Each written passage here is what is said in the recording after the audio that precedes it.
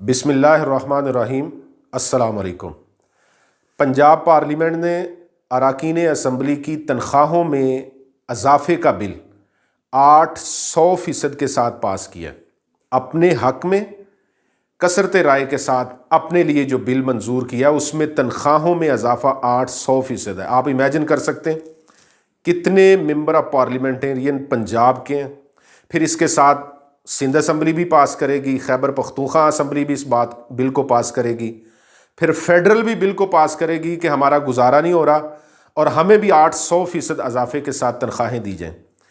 Imagine کریں کہ ایک ایسا ملک جس کی اکانومی اس وقت وہ ڈی اسٹیبلائز حالت کے اندر ہے، عوام کو حقوق میسر نہیں ہے، اور ہمارے حکمرانوں کی حالت یہ ہے۔ ترجمان پنجاب گورنمنٹ عظمیٰ بخاری صاحبہ کہہ رہی ہیں کہ 75,000 روپے میں ممبر آف پارلیمنٹیرین کا کیسے گزارا ہوگا۔ آپ سب لوگ جانتے ہیں یہ وہ ممبر آف پارلیمنٹیرین ہیں جن کے پاس 3 فارچونر گاڑیاں ہیں، ان کے پاس کیبن ڈالے ہیں، ان کے سیکیورٹی گارڈ ہیں، ان کے بڑے بڑے محلات ہیں، ان کے پاس زمینیں، جائیدادیں، ڈیری فارم، ان کی ملیں، ان کی فیکٹریاں، ایک لمبے چوڑے بزنس مین ہیں۔ ان business man member of parliamentarian کے لیے 800% اضافے کے ساتھ ان کی تنخواہوں کا بل پاس کیا گیا۔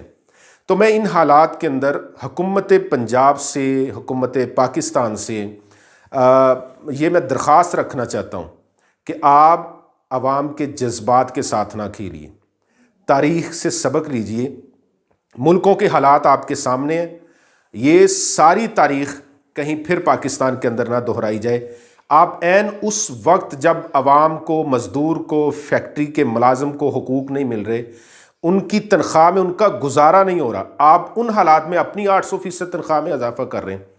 تو جب ہمارے ملک کے اوپر قرضے ہیں، معاشی حالات درست نہیں ہیں، مزدور کو اس کی تنخواہ میں اس کا مہینے کا گزارا نہیں ہے، تو ان حالات میں یہ بل پاس کرنا عوام کے جذبات کے ساتھ کھیلنے کے مترادف ہے۔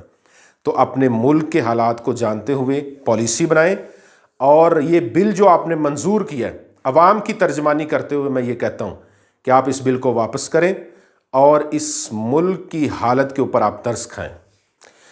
ایک اور میں بات کہنا چاہتا ہوں کہ ہم اسلامی جمہوریہ پاکستان ہیں، کچھ تو اسلامی اقدار سے سیکھیں۔